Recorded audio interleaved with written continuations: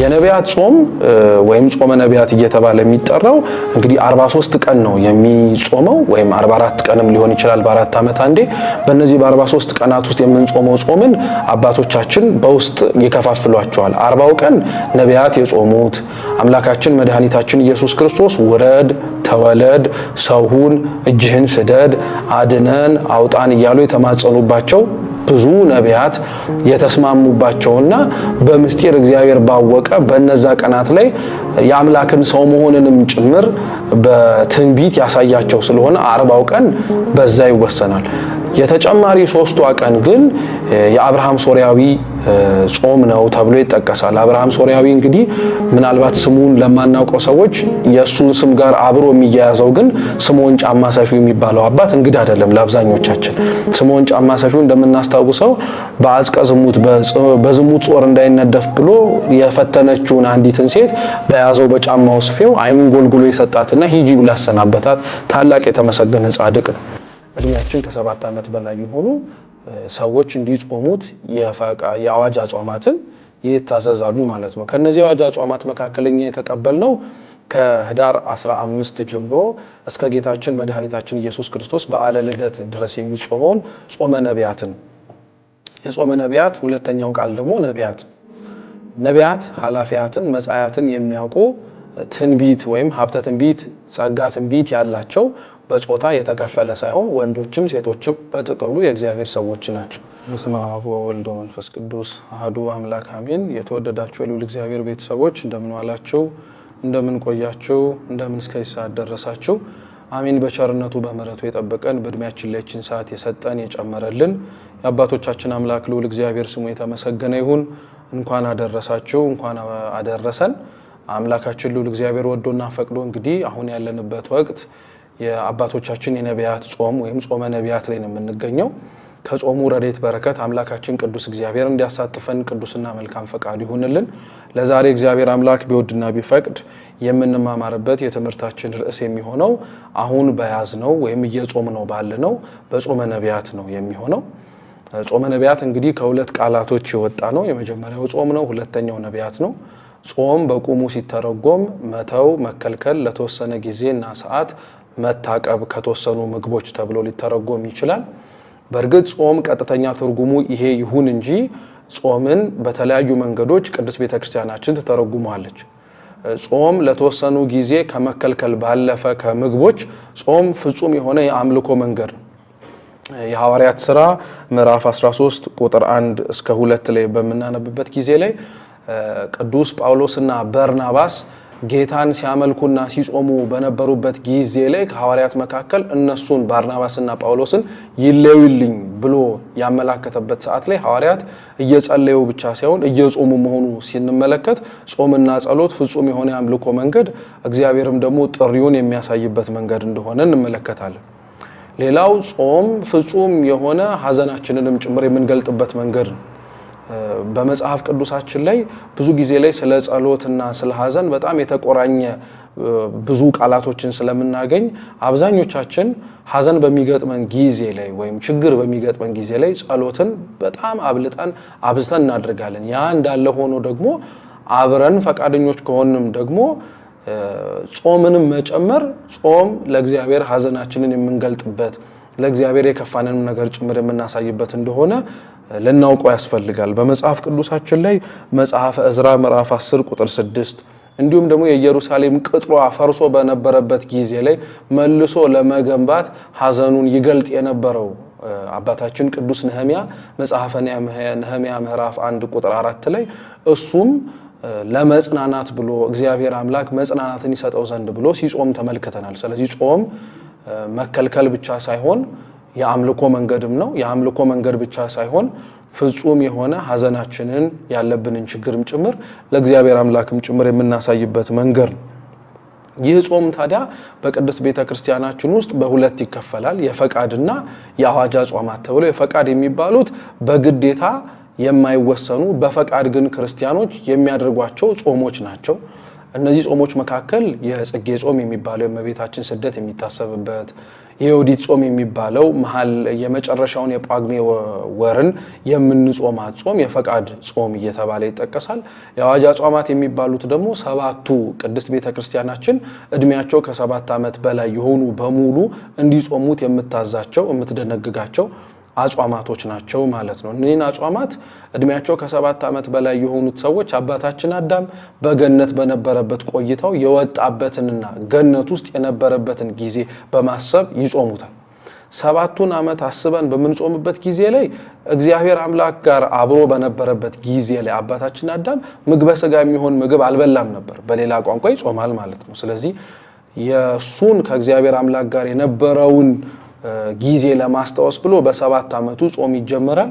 በሌላው ደግሞ ብንመለከተው ከ7 ዓመቱ በኋላ ከገነት ስለተባረረ ደግሞ ያንን ከገነት በኋላ የገጠመውን ፈተና እኛም ደግሞ በመጾማችን ምክንያት ወደፊት ህይወታችን ላይ ሊመጣ የሚችሉ ነገሮችን ከእግዚአብሔር ጋር በመራመዳችን ምክንያት ዲያብሎስ ከሚሰነዝርብን ብዙ ነገሮች ለመታቀብ ስንል እድሜያችን ከ7 ዓመት በላይ የሆኑ ሰዎች እንዲጾሙት የአዋጅ አጽዋማትን ይታዘዛሉ ማለት ነው። ከነዚህ አዋጅ አጽዋማት መካከለኛ የተቀበልነው ከህዳር 15 ጀምሮ እስከ ጌታችን መድኃኒታችን ኢየሱስ ክርስቶስ በዓለ ልደት ድረስ የሚጾመውን ጾመ ነቢያትን፣ የጾመ ነቢያት ሁለተኛው ቃል ደግሞ ነቢያት ነው።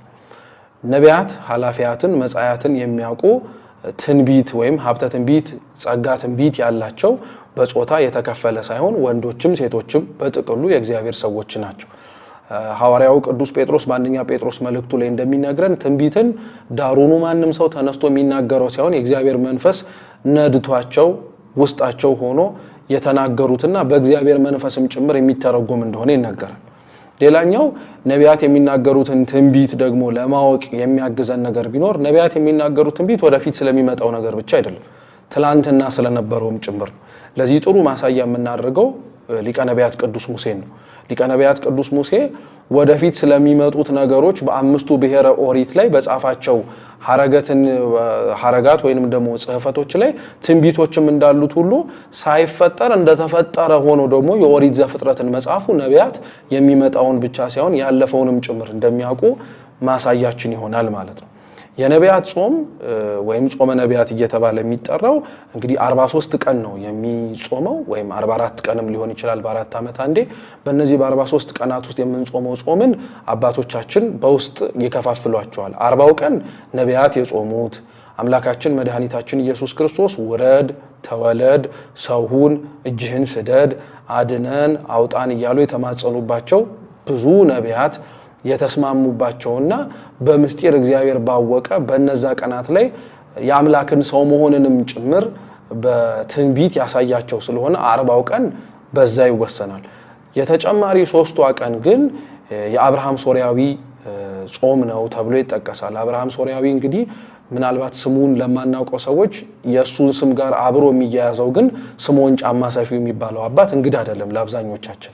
ስምዖን ጫማ ሰፊው እንደምናስታውሰው በአዝቀ ዝሙት በዝሙት ጾር እንዳይነደፍ ብሎ የፈተነችውን አንዲትን ሴት በያዘው በጫማው ስፌው አይኑን ጎልጉሎ የሰጣትና ሂጂ ብሎ ያሰናበታት ታላቅ የተመሰገነ ጻድቅ ነው።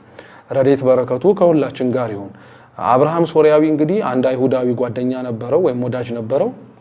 በጊዜው ወደ ነበረው ንጉስ ወደ ፈርዖን እየሄዱ ብዙ ጊዜ ላይ ይነጋገሩ ነበርና ያ አይሁዳዊ በክርስቲያኑ እምነት በየዕለቱ በመረታቱ ምክንያት ነገር ሰራበት። ወደ ንጉሱ ገብቶ በመጽሐፋቸው እኮ የሰናፍጭ ቅንጣት ታክል እምነት ካላችሁ ይህን ተራራ ተነስተ ወዲያ ሂድ ብትሉት ይሄዳል። እስቲ ይሄንን እውነት ከሆነ ፈትናቸዋለሁ። ያም ንጉስ ያንን ክርስቲያን አብርሃም ሶርያዊን ጠራው፣ ጠየቀው። አዎ እውነት ነው አለው። ንጉሱም አርጋችሁ አሳዩኝ፣ አለበለዚያ ግን ችግር ይመጣባቸዋል፣ ስቃይ ይመጣባቸዋል ተባሉ። አብርሃም ሶርያዊ ጨንቆት ቤተ መቅደስ በሚጸልይበት ጊዜ ላይ ለስም አጠራሯ ክብር ምስጋና ይድረሳት እመቤታችን ድንግል ማርያም ተገልጣ ታይታው በሱ ሳይሆን ነገር ግን በዛች በመንደር ውስጥ ይኖር የነበረ በተመሰገነ ጻድቅ በስምዖን ጫማ ሰፊው ምክንያት ይህ ተአምር እንደሚሆን ተነገረው። ስምዖን ጫማ ሰፊው በቁጥቋጦ ውስጥ ተደብቆ በውዳሴ ከንቱ እንዳይወድቅ የሚያደርገውን ነገር አብርሃም ሶርያዊና ህዝቡ እንዲደግመው በማድረግ ከብዙ ግዚኦታ ከብዙ ምህላ በኋላ ተራራውን ዞረውት ያ ተራራ ተነቅሎ እውነትም በእምነት ወደ ሌላ ቦታ እንደሄደ ቤተክርስቲያናችን ታስተምራለች። ስለዚህ እንደ ተራራ የገዘፈ ኃጢአት ያለባቸው ሰዎች ያንን ታሪክ በማስታወስ በጾም መንቀል እንዲችሉ የስምዖን ጫማ ሰፊው ምክንያት የሆነው ይህች ጾም አብራ ትገባለች። በውስጥ አዋቂነት ደግሞ ብዙ ጊዜ ላይ ለክርክር መነሻ ናት። ወይም ብዙ ጊዜ ላይ በጾመ ነቢያትና በዚህ በጥምቀት ወቅት ላይ የምትጠየቀውም የጋድ ጾምም በውስጥ አዋቂነት አለች። ጋድ ምትክ ለውጥ የምትባለዋ ማለት ነው። ይህቺ ጾም በውስጥ አዋቂነት ትጾማለች። ወታ ይህቺ ናት ባትባልም የመጨረሻው የአብይን የይቅርታ የነቢያትን ጾም የምንጨርስባት የመጨረሻዋ ቀን ላይ ያለችው ዕለት ቀጣዩ ቀን ሆነም አልሆነም በዛች ዕለት ላይ የጋድን ጾም እንጾማለን ማለት ነው። ስለዚህ 43ቱ ቀኑ በዚህ የተወሰነ ነው ማለት ነው። ይሄ የጾመ ነቢያት ጾም የሚባለው በተለያዩ መጠሪያዎችም ጭምር ይጠራል። አዳም የጾመው ጾም ስለሆነ ጾመ አዳም ይባላል። ጾመ ሐዋርያት ይባላል። አባቶቻችን ሐዋርያት የጌታን ትንሣኤ በጾም እንደሚያከብሩት ልደቱንም በጾም ማክበር አለብን ብለው ስለ ጾሙት ጾመ ፊልጶስ ይባላል። ሐዋርያው ቅዱስ ፊልጶስ በረከቱ ለሁላችን ትድረሰን። የሐዋርያት ሥራ ምዕራፍ 8 ላይ ያለው ኢትዮጵያዊ ጃንደረባን ያጠመቀው ታላቅ ሐዋርያ ነው። ይህ ሐዋርያ ህዳር 13 ሰማዕትነትን በተቀበለበት ዕለት ላይ ህዝቡ ስላላመኑ ተብሎ ስጋው ተሰውሮ ነበርና ክብሩን ባወቁ ጊዜ ላይ ግን ከ3 ቀን በኋላ የእግዚአብሔር መልአክ ያን የወሰደውን ስጋውን መልሶላቸው እነሱም ደግሞ ይህን ካገኘንማ ጾሙን እንቀጥለው ብለው ስለ ጾሙት ጾመ ፊልጶስ ይባላል። ጾመ ማርያምም ይባላል። የትንቢቱ ፍጻሜ በመሰረቱ የነቢያት እሷም ጭምር ናት። እመቤታችን ድንግል ማርያምን ስለ ክርስቶስ ሰው መሆን በተነገረባቸው ትንቢቶች በሙሉ ልንለያት አንችል። ለምሳሌ ነብዩ ኢሳይያስ ድንግል በድንግልና ጸንሳ በድንግልና ትወልዳለች ስሙንም አማኑኤል ትሏለች አለ። አማኑኤል ከማለቱ በፊት ድንግልን ጠርቷታል። ሕዝቅኤልንም ማንሳት እንችላለን። ትንቢተ ሕዝቅኤል ምዕራፍ 44 ላይ ያለው በምስራቅ በኩል የተዘጋው ደጅ ከኃያላን ጌታ በቀር ገብቶ ያልወጣበት ደጁ ሁሌም ይጠራል ከኃያላን ጌታ ጋር አብሮ። ስለዚህ የነቢያት ጾም ላይ የእመቤታችን ሚና እንደቀላል የሚታይ አይደለም። ነቢያት ውረድ ተወለድ ሲሉት የሚወርደው የሚወለደው ከሷ ስለሆነ ነው። እመቤታችንም የትንቢቱ ፍጻሜ የትንቢቱ መጨረሻ እሷ መሆኗ እያወቀች ግን በፍጹም ትሕትና የጾመችው ጾም ስለሆነ ጾመ ማርያምም እየተባለ ይታወቃል ማለት ነው። በቤተክርስቲያናችን ስርዓት መሰረት እያንዳንዱን ቅዱስ ያሬድ ባስቀመጠው በድጓ ድርሰቱ ላይ ባሉት ዘመናት ላይ ሲከፋፈል ይህ ጾመ ነቢያት የሚውልበት ወቅት ከመስከረም 26 እስከ ታኅሳስ 25 ያለ ሰፊ ወቅት ነው። በዚህ ውስጥ 3 ዘመናት አሉ። ዘመነ ጽጌ፣ ዘመነ አስተምህሮና ዘመነ ስብከት ይባላሉ። ዘመነ አስተምህሮ የሚባለው ከህዳር 6 ጀምሮ ያለው እስከ ታኅሳስ 17 ያለው ነው። ዘመነ ስብከት የሚባለው ደግሞ ከታኅሳስ 7 ጀምሮ እስከ መጨረሻው እስከ ጌታችን ስለ ኢየሱስ ክርስቶስ ልደት ያለው ወቅት ነው። በዘመነ አስተምህሮ ውስጥ ከአብይ ጾም ጋር ተመሳሳይ የሆኑ ሳምንታት አሉ። አስተምህሮ፣ ቅድስት፣ ምኩራብ፣ መጻጉዕ፣ ደብረ ዘይት ይባላሉ። የስም መመሳሰል ነው እንጂ ግን የትምህርቱ ውስጡ ያለው የሚነገረው ቃለ እግዚአብሔር ጋር ግን ከአብይ ጾሙ ጋር ይለያያል። ዘመነ ስብከት ላይ ስንመጣ ደግሞ ስብከት፣ ብርሃን፣ ኖላዊ ተብሎ ደግሞ ከዛ በመጨረሻም የጌታችን ልደት በዚህ ወቅቶች ላይ ይታሰባሉ ማለት ነው። እንግዲህ ጾም ከዚህ ከተነጋገርናቸው ነገሮች በተጨማሪ አባቶቻችን ሊቃውንት ደግሞ በጣም በብዙ መንገድ አስተምረውታል።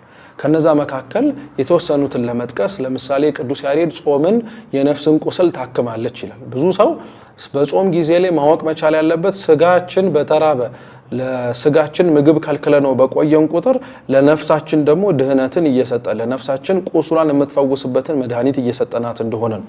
በዚህ አንጻር ከተመለከትነው በመሰረቱ አብዝተን በጾምን ቁጥር አብዝተን እየተፈወስን አብዝተን ከቁስላችን እየተሻረን እንደሆነን ማየት መመልከት እንችላለን። ሌላው አባታችን ደግሞ ቅዱስ አትናቴዎስ እስክንድርያ ደግሞ ምን ይላል? ጾም ከመላእክት ጋር በአንድ ማዕድ መቀመጥ ነው ይላል። የማይበሉትን መላእክት መስለናቸው ካሉበት ህብረት ውስጥ ተቀላቅለን እነሱ የሚመገቡትን ምስጋና ለመብላት ብሎ ከእህል የሚከለከሉ ሰዎች ከመላእክት ጋር በአንድ ማዕድ የተቀመጡ ነው። መታደል ነው። በመሰረቱ ሰው ከሰው ጋር ተቀምጦ ለመብላት ቦታ መርጦ ጊዜ ለይቶ የሚበላውን ምግብ መርጦ ይቀመጣል። የሚጾሙ ሰዎችም ቦታ ለይተው ሰውነታቸውን ከኃጢአት ከልክለው ምግብ መርጠው ከምግብ ተከልክለው ምስጋናን አስቀድመው ከሰዎች ደግሞ ይልቅ እለት እለት ሳያቋርጡ የሚያመሰግኑትን ቅዱሳን መላእክት ጋር አብረው መቀመጣቸው ጾምን ከመላእክት ጋር በአንድ ማዕድ መቀመጥ ነው ብሎ ይናገራል። ቅዱስ ቄርሎስ ደግሞ ምን ብሎ ይናገራል?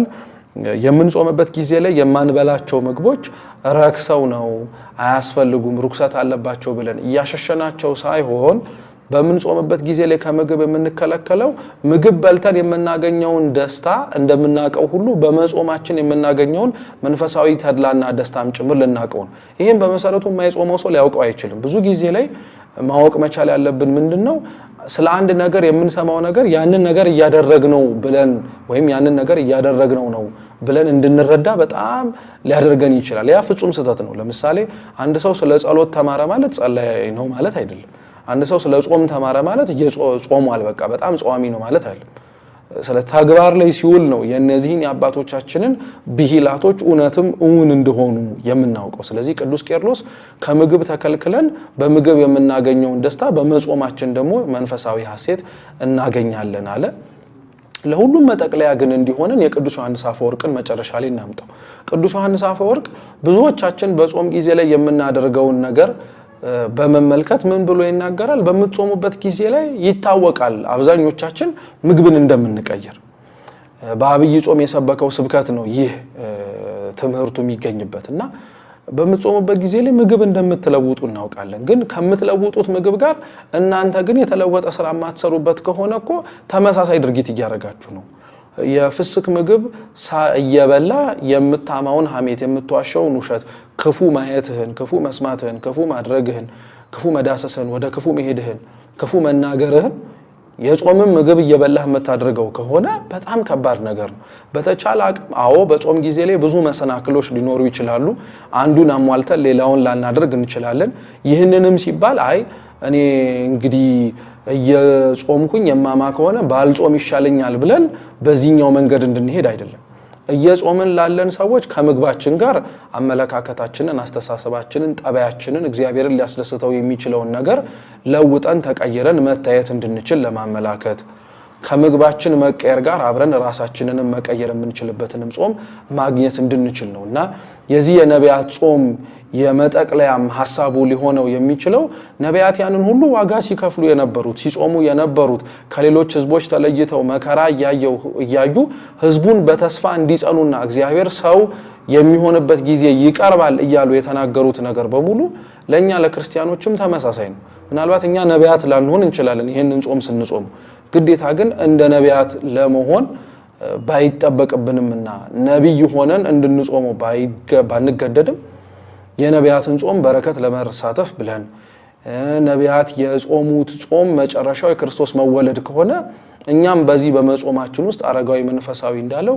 ልባችንን በረት አድርጎ ተወልዶበት ማንነታችንን እንዲቀድስልንም ጭምር በመማፀን ጭምር ነው። ጾሙን አምላካችን ቅዱስ እግዚአብሔር የፍቅር የሰላም የረድኤት ያድርግልን። አምላካችን ቅዱስ እግዚአብሔር የተማርነውን ለመኖር በቸርነቱ ይፍቀድልን። ወስብሐት ለእግዚአብሔር።